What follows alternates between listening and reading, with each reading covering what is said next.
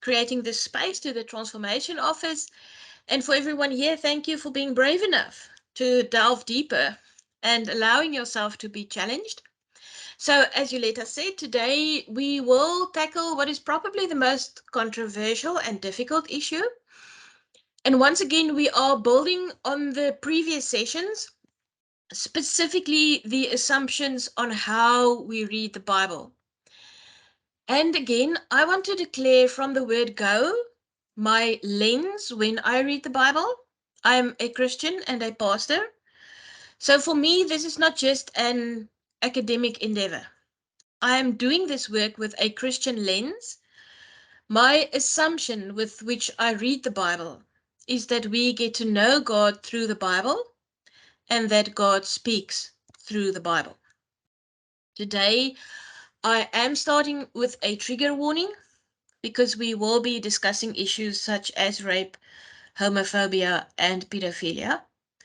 And of course, when we are discussing issues of sexuality and diverse sexualities, we are not looking at everything. I won't be considering science, biology, or psychology. And I know that much of what we are going to be discussing can be extremely painful, especially for LGBTI plus people to hear. So I want to really encourage you, please, to find support, to take care of your mental and spiritual health. And as you know, the Transformation Office offers support for LGBTI plus people. So, okay, let's get going. A reminder about how we read the Bible.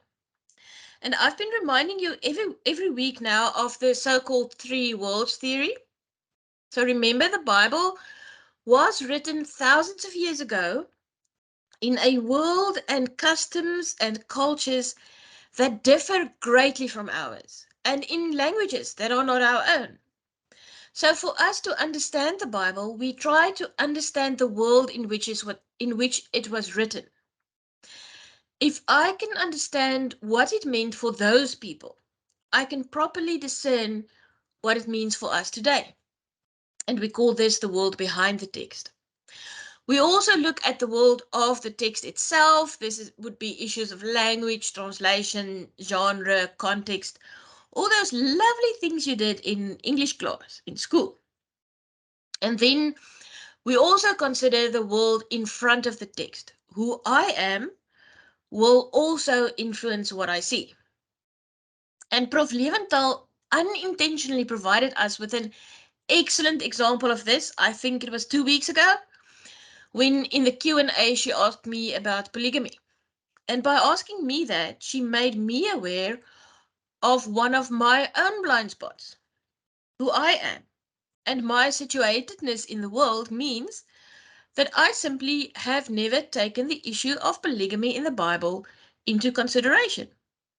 So the world in front of the text says that there is not just one way to read a text, but that our real world experiences will determine what we are able or unable to see in a text.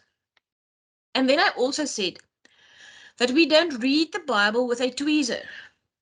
We read the Bible as a whole, and the Bible tells one story of a loving God's redemptive relationship with his creation.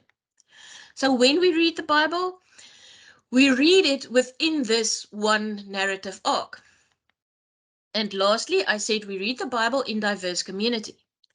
We need to read the Bible with other people as they help us to notice things that we are simply blind to. The polygamy example is a good example of this as well. And when we talk about GBV, it almost feels superfluous to explain the connection between homophobic religious teaching and violence against queer bodies. De Silva reminds us that South Africa is considered to be the birthplace of so-called corrective rape, an act of violence against women committed by men ostensibly to cure lesbians of their non-conforming sexual orientation or correct it. The belief being that homosexuality is an imported white disease from the colonial empire. Although black lesbians are the main targets of corrective rape, any woman with a non-conforming sexual identity is at risk, seeing that the aim or goal is to cure or discipline or punish any non-conforming sexual orientations. Gerald West, Charlene van der Walt, and Kapia John Kahoma add that corrective rape happened to both gay men and lesbian women. And van der Walt points out that there is a far-reaching disconnect between the South African constitutional position on sexual diversity and the embodied lived reality faced by LGBTIQA plus people in the African context. Embodied narratives in the Southern African context about LGBTIQA plus persons being murdered under the pretense of correcting or curing to conform to heteronormative ideals is highly troubling and distressing. The intersection often informs these actions of discrimination, violation, and violence of conservative cultural values, heteropatriarchal religious values, and heteronormative and androcentric gender constructions. She adds toxic or life-denying theology that engages sex, sexuality, and gender in a disembodied and uncontextual way, and systemically constructs reality from a heteropatriarchal position, has been identified as one of the key drivers of LGBTIQA plus discrimination and exclusion within African faith landscapes.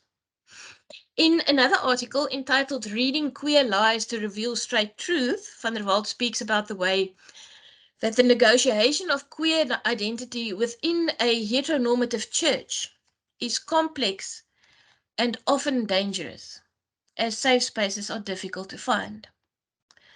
Cvetkovic talks about the way traditional normative theologies of sexuality have traumatized queer Christians, while West et al. Refers to the lived trauma experienced by LGBTIQ people within faith communities and because of religiously infused homophobia. But I want to draw a further line pointing directly towards the action I'm engaging in today. Ken Stone argues that the very act of constructing a canon of biblical references to homosexuality is problematic because it positions homosexuality once again as the object of research, that which is silent while spoken about. And this then in turn disguises the assumption that there is an unproblematic continuum in heterosexual relations that endures over time and does not require similar interrogation. So heteronormativity is thus actively sustained. After all, Stone says, the very question, what does the Bible say about homosexuality, is structured in such a fashion that homosexuality remains an object of discourse. In the words of West et al., marginalized sexual communities with their own particular experience must become the primary dialogue partners in doing theology. The point being that the very act of me, as a cisgendered straight woman, engaging in the act of reading the Bible with a view on homosexuality, without allowing queer believers to be the primary interpreters of the text, is in itself already abusive. I'd like to add as a footnote that many of the scholars whose work I'm leaning on are themselves queer, but my claiming of this space is problematic.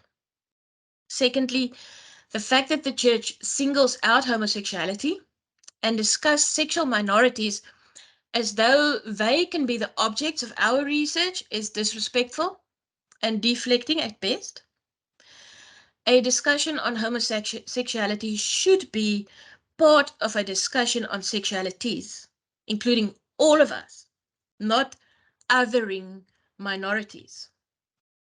So I want to encourage you to go and read a paper co-authored by Hanslen Davids, Abongile Machila, Cindy Chitole, and Charlene van der Walt entitled Stabilization, a discussion paper about disrupting backlash by reclaiming LGBTIQA plus voices in the African church landscape. This open source document aims to offer a faith resource that could start a conversation that would contribute to greater integration and affirmation of sexual and gender diversity within African faith communities. And it is available for download from the website of the Other Foundation, the Other Foundation. In this brilliant work, they call for an embodied reclaiming of all that is good and life-affirming within faith landscapes, a reimagining of community, and the engagement with the sources of faith, and remembering our communal sacramental identity. So while I am deconstructing my own work here today, and believe me, I am doing this work hesitantly and reluctantly, I am still going to do it. In the words of Links, we must engage the Bible, both the toxic texts and the Bible in general. Rereading the toxic so-called homosexuality texts demythologizes them and enables queer Christianity to talk back to the Christian establishment. Rereading these texts also offer more redemptive interpretive options. So I do this work, uncomfortable as it may be, because I agree with West et al., and I quote, adopting a systemic approach to sexuality, recognizing the affinities between the system of slavery and the system of homophobia, recognizing, for example, that both are constructed on the desire to control the bodies of denigrated others, shifts the theological discourse. Queer sexuality is a matter of social justice, not personal morality, and this resonates with Africans who have such a long history of systemic injustice. Okay, so now, finally, we are ready to look at the Bible and homosexuality. And I want to start with the big picture, the one big redemptive story the Bible tells. And for me personally, this is where my theology of inclusion is born.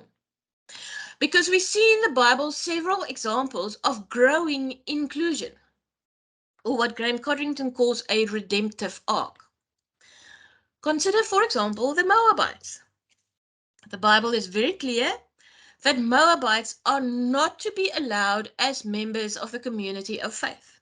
For example, the law states in Deuteronomy 23:3 that no Ammonite or Moabite shall be admitted to the assembly of the Lord, even in the 10th generation. So that is a way of saying none of their descendants, so none of their descendants shall be admitted to the assembly of the Lord.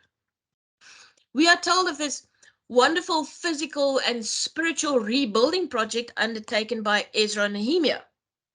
And Ezra 9-10 talks about Jewish men who married women of other nationalities, like Moabites, and how these wives and their children were, according to the law, sent away.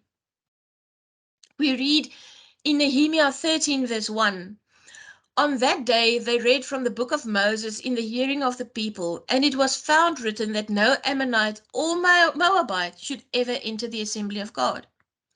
When the people heard the law, they separated from Israel all those of foreign descent. Nehemiah boasts about how he cursed, beat, and pulled out the hair of all those in mixed marriages, those married to Moabite women. Nehemiah 13:25. But then we read the book of Ruth, and Ruth is called Ruth the Moabite. It's almost like rubbing salt in wounds. The narrator keeps repeating, Ruth the Moabite, Ruth the Moabite, Ruth the Moabite. And then we turn the page to the New Testament. And we come to Matthew 1, the genealogy of Jesus, the Messiah. And there we find that Abraham was the father of Isaac, Isaac was the father of Jacob, and I'm skipping ahead to verse 5. Salmon was the father of Boaz by Rahab. Boaz was the father of Obed by Ruth, the Moabite, whose descendants are not allowed. and Obed the father of Jesse, Jesse the father of King David. And David was the father of Solomon, and again I'm skipping several generations, verse 16. Jacob the father of Joseph, the husband of Mary, of whom Jesus was born, who is called the Messiah. So you see this narrative arc of growing inclusion. While the law states clearly that these people should be excluded, God's redemptive action includes these people, not as an exception, but as an integral part of the redemptive story. Or consider the eunuchs. Now, eunuchs in the Bible can mean several things, from being castrated men to being celibate men. The eunuchs in the Bible defy binary classifications and are per definition queer. And we read in Deuteronomy 23 verse 1, no one whose testicles are crushed or whose penis is cut off shall be admitted in the assembly of the Lord. So the law clearly states that eunuchs are to be excluded. But in Isaiah 56, we find this promise to the eunuchs. Do not let the eunuch say, I am just a dry tree. For thus says the Lord to the eunuchs who keep my Sabbath, who choose the things that please me, and hold fast my covenant, I will give in my house and within my walls a monument and a name better than sons and daughters. I will give them an everlasting name that shall not be cut off. And then we turn the page to the New Testament. And in Acts 1, we meet an Ethiopian eunuch who becomes the first Gentile convert to Christianity, an African eunuch. So while the law clearly states exclusion, there is a redemptive arc of greater inclusion. We see the same with the Samaritans. We read the story of the Samaritan woman last week, but here we also see a redemptive arc of growing inclusion. The more difficult example would be slavery. The whole Bible condones slavery. There are several laws in the Bible governing slavery. The New Testament never condemns slavery, but does mandate better treatment of slaves. And William Webb calls this a redemptive movement. Or as Graham Codrington puts it, God doesn't ask society to jump forward 20 steps. He takes us one difficult step forward at a time. But he is always pushing us forward and asking his people to take a lead in bringing about more justice, more fairness, more love, and more righteousness in the world. God appears progressive, always ensuring that Israel and his people are ahead of the surrounding nations in their moral development. God is countercultural, and God is not finished with us. And for me, when I consider the conversations around sexualities going on in our churches today, I see it as part of this redemptive arc of God moving us forward one step ahead. But we still need to look at the so-called bullet texts to see if it is possible to disarm the texts that have been weaponized against queer people. And then I want to refer you again to the example of the Oscar Pistorius trial that we used before. When we look at the interpretation of evidence, you have two people involved in this case, Oscar Pistorius and his girlfriend Riva Steenkamp. Oscar kills Riva and claims that he thought she was a robber. Now remember, he's wealthy, he's able to get the best lawyers to interpret the facts in his favor, and he wins the battle at High Court. But then the prosecution fights back, and they take the matter to the Supreme Court. And there something important happens. The judges re-examine the same evidence. They reinterpret the evidence. And then they reverse the earlier sentence based on the same evidence that they are rereading. And Pistorius is found guilty and sentenced. And this allows us to understand what we need to do. We are like the prosecution. We are re-examining the same evidence. And I'm not going to do a very in-depth reading of these texts, showing all the arguments of how we reach certain conclusions. I am leaning very heavily on Graham Corrington's summary of the existing arguments. It is easily accessible for people with no background in theology and is available for free on futurechurchnow.com. One word, futurechurchnow.com. On the homepage, there is a link to an index of a whole series of in-depth discussions. But okay, let's look at the texts. We read in Genesis 19 about two men, angels, we are told, invited by Lot to stay over in his home in Sodom.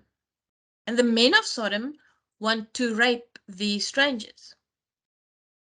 Lot offers his virgin daughters instead. But the would-be rapists are struck blind before they can act on their violent intentions. Now, clearly, this story is not about homosexuality. It is about rape. In the words of Mark Jordan, the Sodomites were not gay, they were rapists.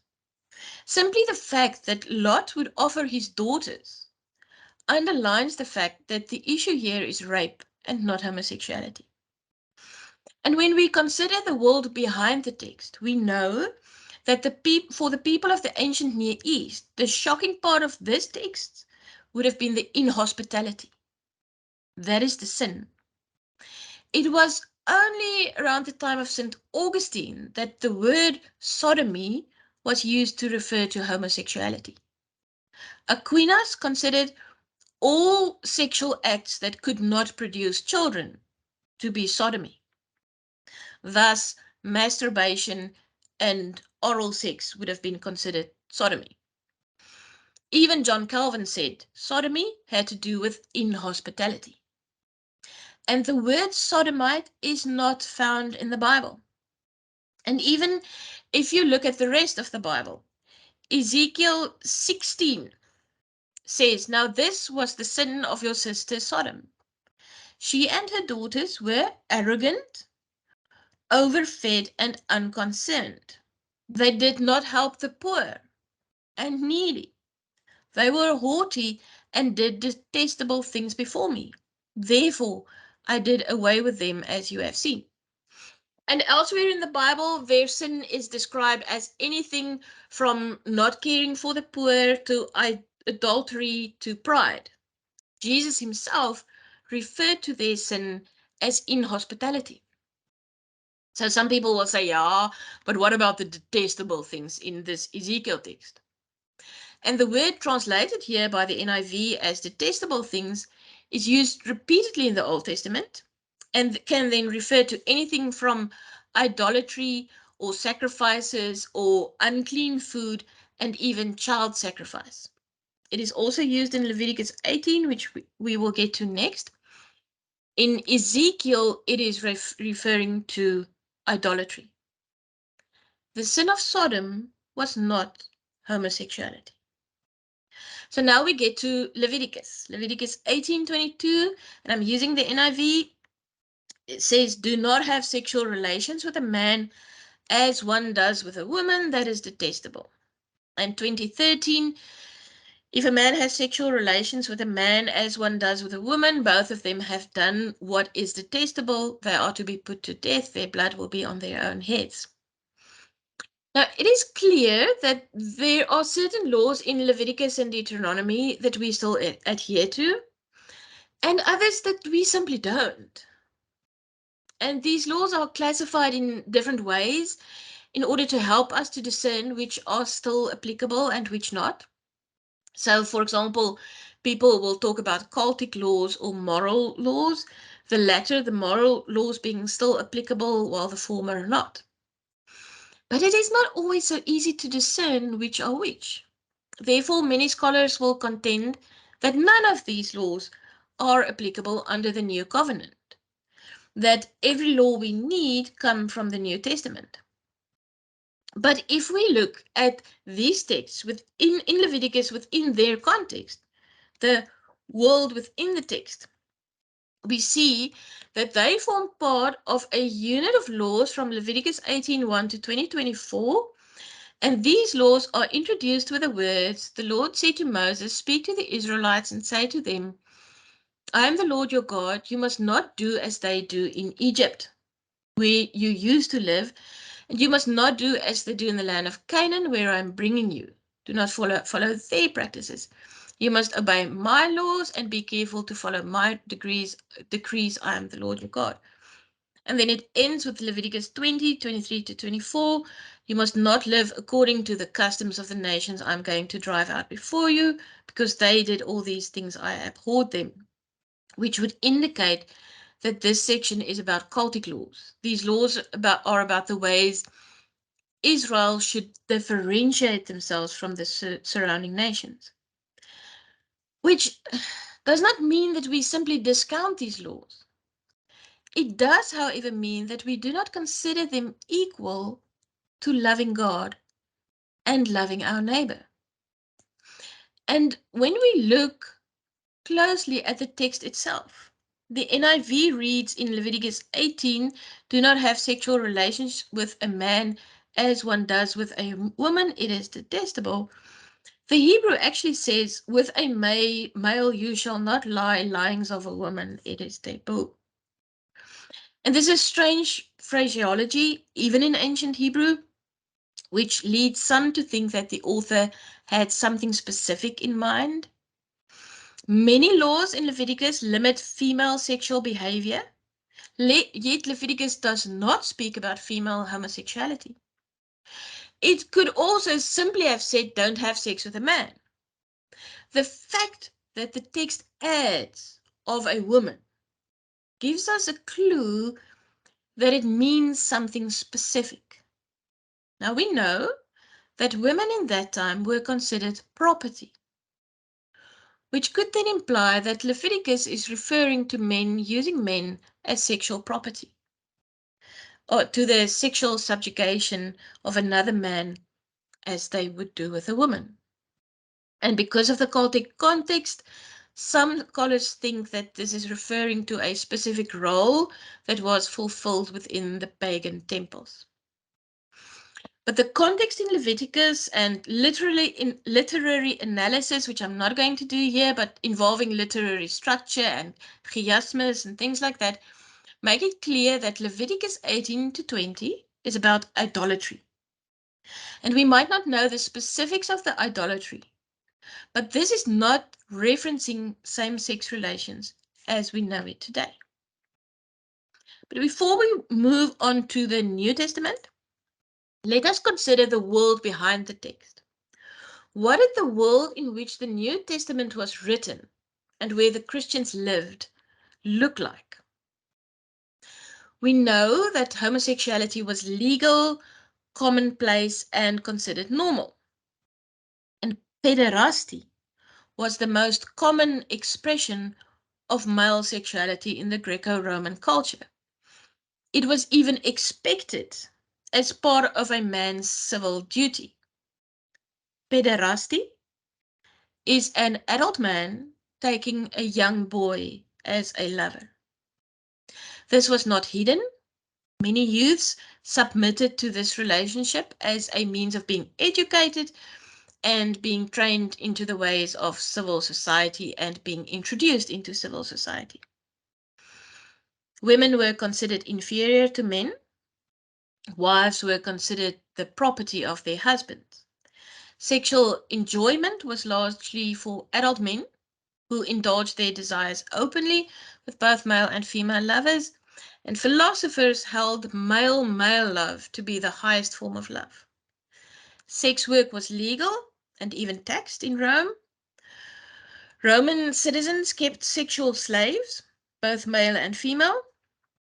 Brothels were filled with enslaved boys used as sex objects. And it is under these circumstances that Christianity came to be. And that we read in 1 Corinthians 6, "Or do you not know that wrongdoers will not inherit the kingdom of God? Do not be deceived. neither the sexually immoral, nor idolaters, nor adulterers, nor men who have sex with men, nor thieves, nor the greedy, nor drunkards, nor slanderers, nor swindlers will inherit the kingdom of God. And that is what some of you were, but you were washed, you were sanctified, you were justified in the name of the Lord Jesus Christ and by the Spirit of God. And then we read in 1 Timothy 1, we know that the law is good for if one uses it properly. We also know that the law is made not for the righteous, but for lawbreakers and rebels, the ungodly and sinful, the unholy and irreligious, for those who kill their fathers or mothers, for murderers, for the sexually immoral, for those practicing homosexuality, for slave traders and liars and perjurers, and for whatever else is contrary to sound doctrine, that conforms to the gospel concerning the glory of the blessed God, which is he entrusted to me. Now, there's an interesting thing that happens in both of these texts. The writer does not use any of the myriad of descriptive words available to him to describe the sin he is referring to. Remember, we are reading a translation. The word he does use is arsenokoitai. And the NIV in Corinthians translates this with another word as men who have sex with men, and in Timothy as those practicing homosexuality.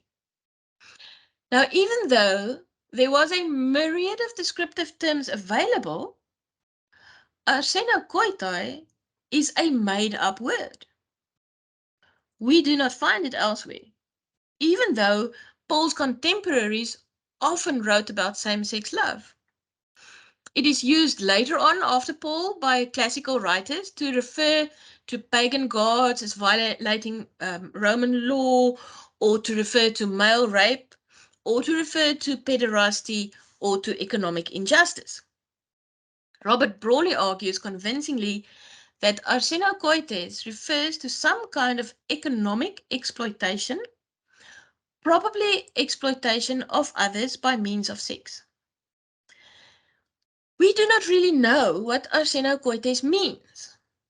It seems logical that it is referring to the sexual exploitation of people, probably with a forced connotation. Then the other word used here, which is lost in translation, is malakoi. This is the other word that is found in the Corinthians text. Now, malakoi is the younger partner in the pederasty relationship. It is the boy. And 1 Corinthians uses arsenokoites and malakoi in conjunction. Again, this is not a condemnation of homosexuality. This is a condemnation of a specific form of sexual abuse, of adult men exploiting young boys.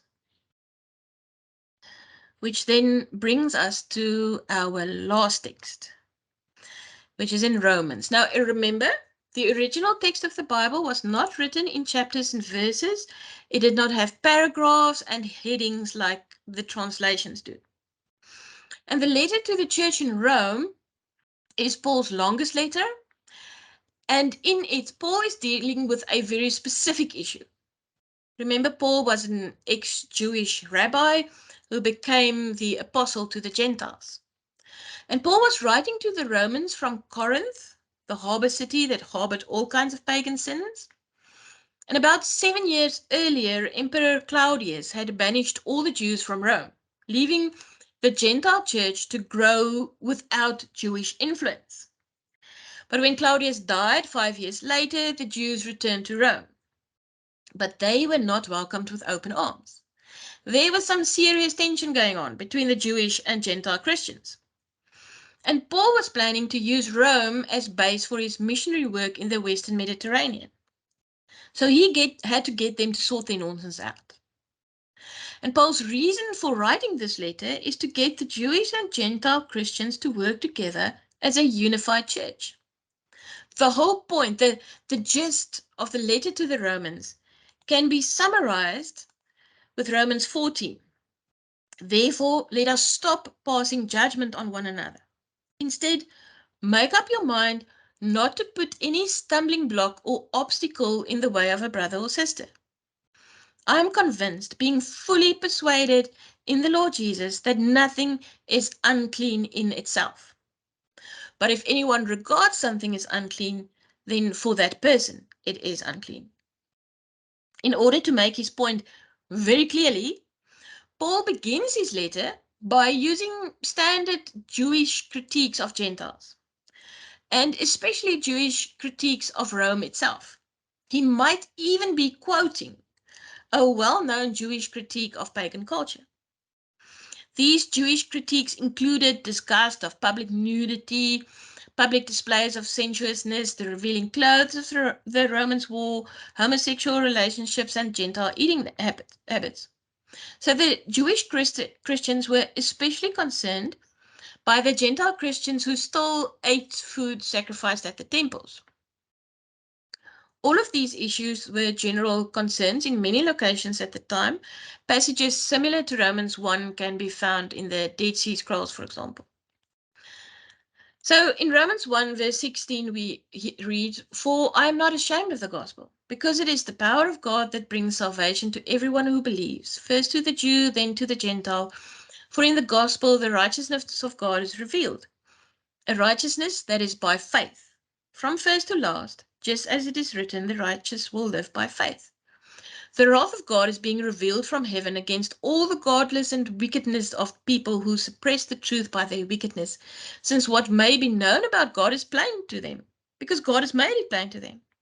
For since the creation of the world, God's invisible qualities, his eternal power and divine nature, have been clearly seen, being understood from what has been made, so that people are without excuse. For although they knew God, they neither glorified him as God nor gave thanks to him. But their thinking became futile, and their foolish hearts were darkened. Although they claimed to be wise, they became fools and exchanged the glory of the immortal God for images made to look like a mortal human being and birds and animals and reptiles. Therefore, God gave them over in the sinful desires of their hearts to sexual impurity for the degrading of their bodies with one another. They exchanged the truth about God for a lie and worshipped and served created things rather than the Creator, who is forever praised. Amen. Now let us just pause here and say that what this text describes is clearly not true of homosexual followers of Christ. They did not abandon God. They are not ruled by shameful, uncontrolled lusts. So clearly something else must be going on here. And this is again about willful idolatry. Because of this, God gave them over to shameful lusts. Even their women exchanged natural sexual relations for unnatural ones. Now, the word used here for shameful, atimia, is not the word for sinful. Shameful is something that is not honorable. So atimia is culturally unacceptable, but it does not carry any moral connotation.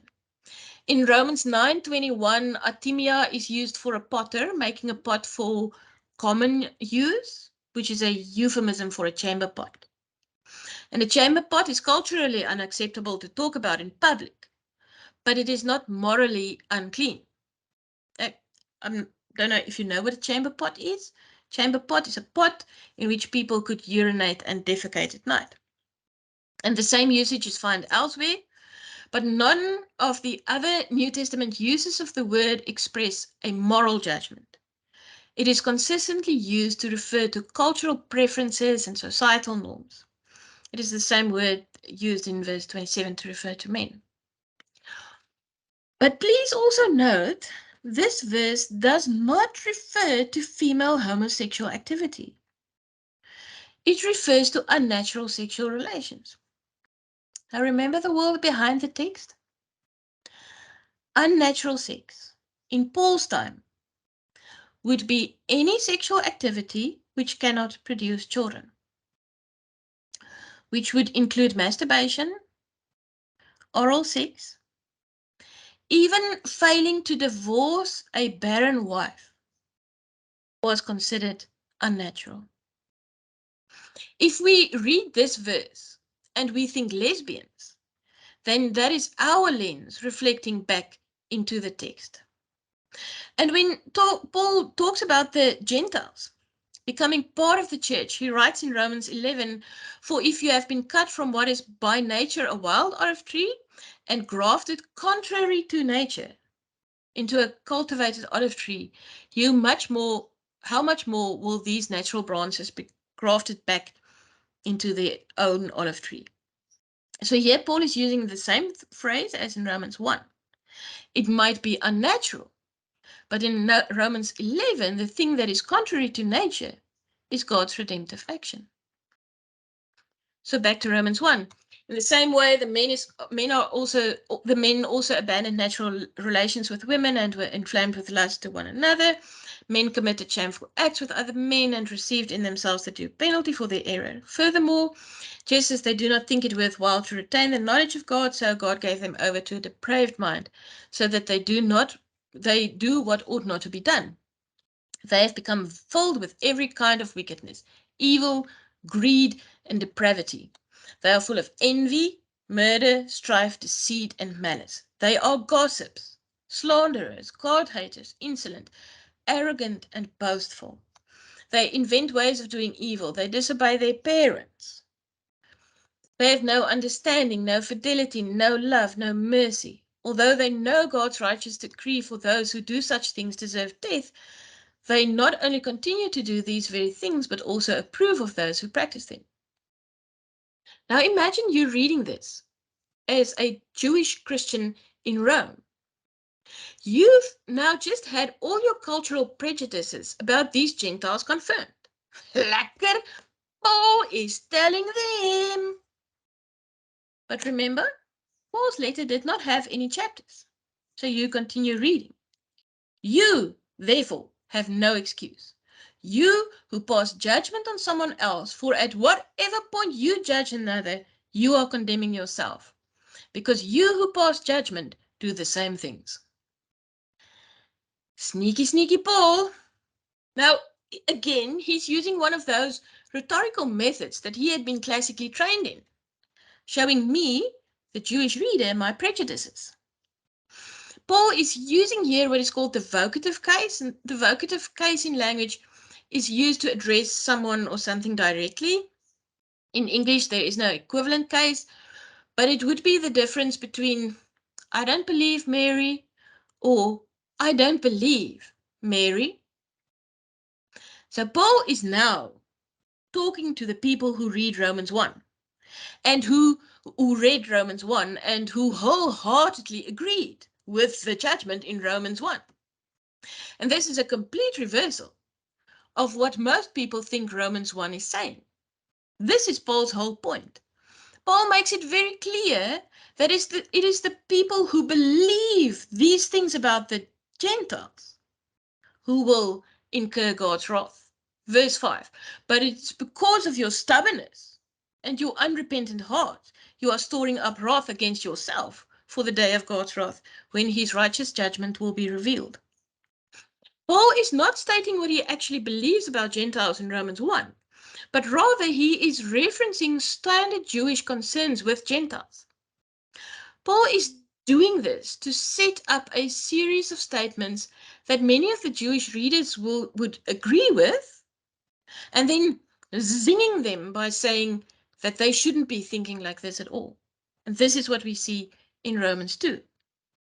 What he's going to go on to show is that this is a huge problem, for both the Jews and Gentiles have fallen short of God's intention. And the solution comes in Romans 3:21, where Paul shows that the covenant has been secured in a different way, through the faithfulness of Jesus for the benefit of Jews and Gentiles. But now, apart from the law, the righteousness of God has been made known, to which the law and the prophets testify, that righteousness is given through faith in Jesus Christ to all who believe. There is no difference between Jew and Gentile, for all have sinned and fall short of the glory of God, and all are justified freely by his grace through the redemption that came by Jesus. Romans 10:9 says, if you declare with your mouth Jesus is Lord, and believe in your heart that God raised him from the dead, you will be saved. How would it be possible to be gay and be able to confess Jesus as Lord if all queer people have been entirely deluded and are completely at odds with God? So I want to end again with a story that I told you earlier this month. When I was a little girl, I would catch venomous spiders with my dad and have long theological conversations. And my dad told me, and I don't know if this is true in a natural science kind of way, but it is true in a my daddy said so kind of way. My dad told me that bees use flowers to make honey, but that some spiders use the same flowers to make poison. And my dad said the same is true of the Bible. Some people use the Bible to make honey, and others use the same Bible to make poison. And let's face it, it's easy to make poison from the Bible. But it's also easy to make honey. And you can choose. Are you going to use the Bible to make poison that subjugates people? Or are you going to make honey that set people free? But know this, your interpretation of the Bible has got real life implications for many people. You don't have to make poison. Be a bee. Make honey. And I apologize for that last sentence. If you're interested in reading more about this, I've already referenced you to or referred you to futurechurchnow.com. But if you're interested in integrating this with your spirituality, I gladly refer you to Inclusive and Affirming Ministries, or I Am. They have beautiful resources for free, including Bible studies. I specifically like their Journey Together, which is a colorful group study guide that lists both traditional and inclusive ways to read the Bible. Thank you, Yoletta. Thank you so much, Rev. As always, your sessions are always so thought-provoking. I'm just going to give the floor some time to like ask questions. Is there anybody with questions for Reverend? You can just unmute yourself and then just pose the question. If anybody has a question. Anybody? Okay, while people are still thinking about their questions, my question is, I wanted to find out, so would it be safe to say that the scriptures that have been found against homosexuality have been culturally influenced rather than them being something that is directly from God? Thank you. I wouldn't put it exactly like that. I think our interpretations of them have been culturally influenced, and that they were written within a specific cultural context. So that's what I've been on about this whole month, is God spoke in that culture.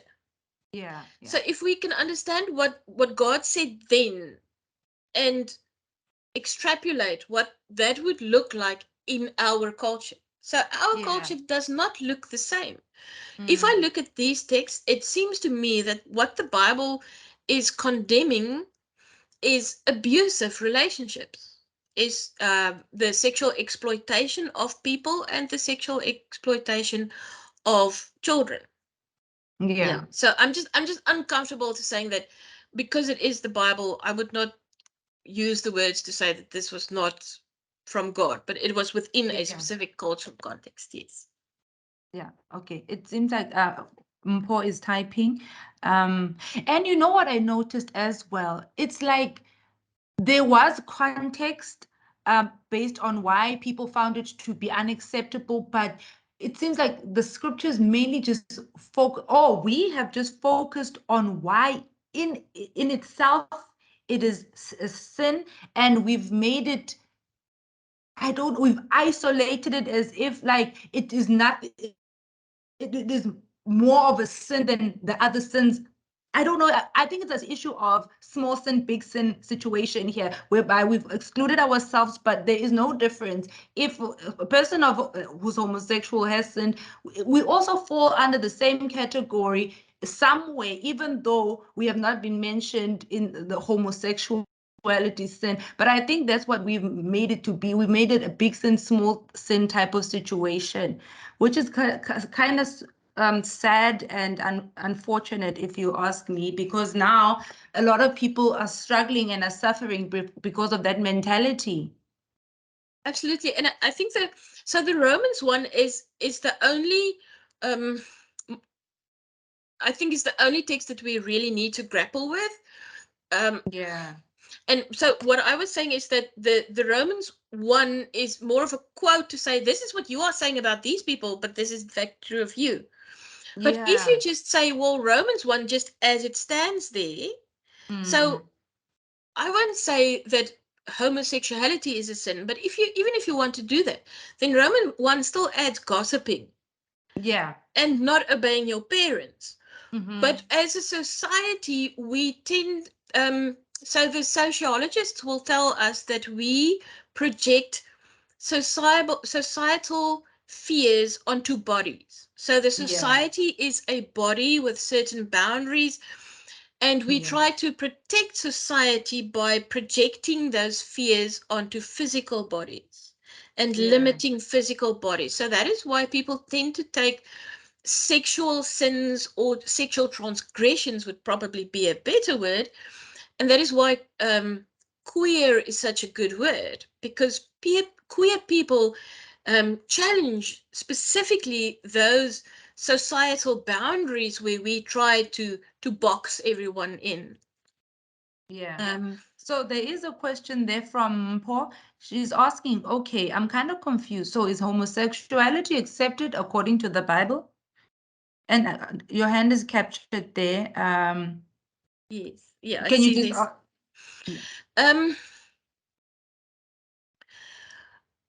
I don't think that the Bible speaks about homosexuality as we know it today. I think when the Bible is speaking, it is speaking about a abusive relationships. I think about when the Bible speaks about um, a relationship between two consenting adults who love one another of the same sex, the Bible is quiet about that. But I do think, and that is sort of what I want to refer you back, that there is in the Bible a narrative arc of growing inclusion. If we look at God's history with humanity, then God includes more and more people. Mm. What the Bible does, so the text that we traditionally use as saying, but this is saying that homosexuality is wrong, I don't think those texts are talking about what we understand today when we talk about homosexuality. We have a Uh, hand yes. from Tapelo. Thank you, Tapelo. Oh, my mic was disabled. Good afternoon, guys. I think this conversation it goes back to what we were just saying, big sin, small sin.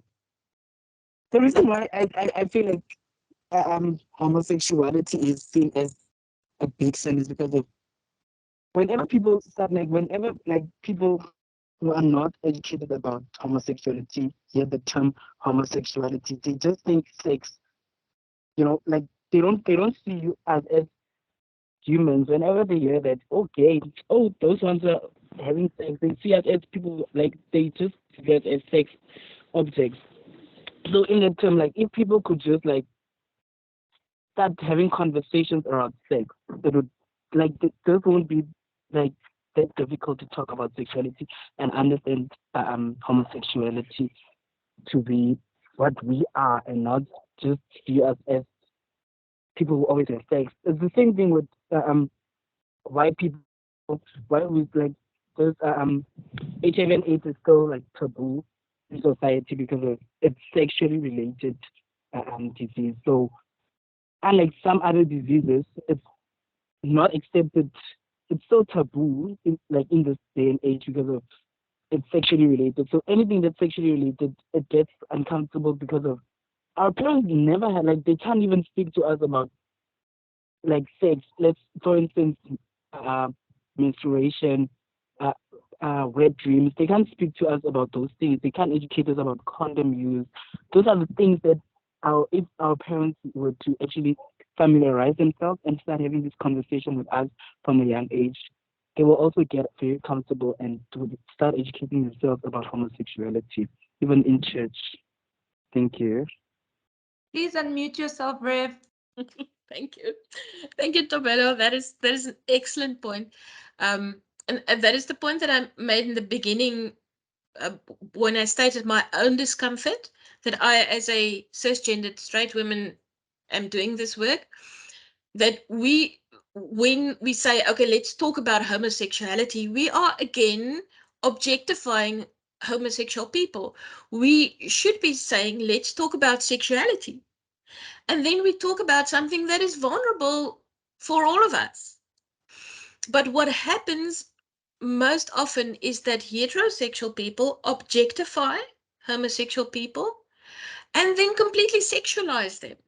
And I remember in my own church when we had discussions about this, I got so frustrated because when we talk about um, sexualities or sexual orientation, we talk about a relationship. We talk about the person that you share your life with, that you gather strength from, that you tell your stupid jokes to. Why then, when we talk about homosexuality, we immediately go in our minds into people's bedrooms? Cis man, I feel, stop it, don't be gross. People are talking about the fact that they want to share their lives with the people that they love. So why are we always messing with people's bedrooms? So I'm agreeing with you, Tabelo. Thank you very much. It appears that you're good on the questions, that nobody else has a question. Oh, it's so sad that we've come to our final session, our final session of the 5-part series that you've been sharing with us, Rev. Hopefully, a lot of people just learned something different and new about reading the Bible, not to use, how do you say it? What do you say we use when we're thinking the Bible? A tweezer.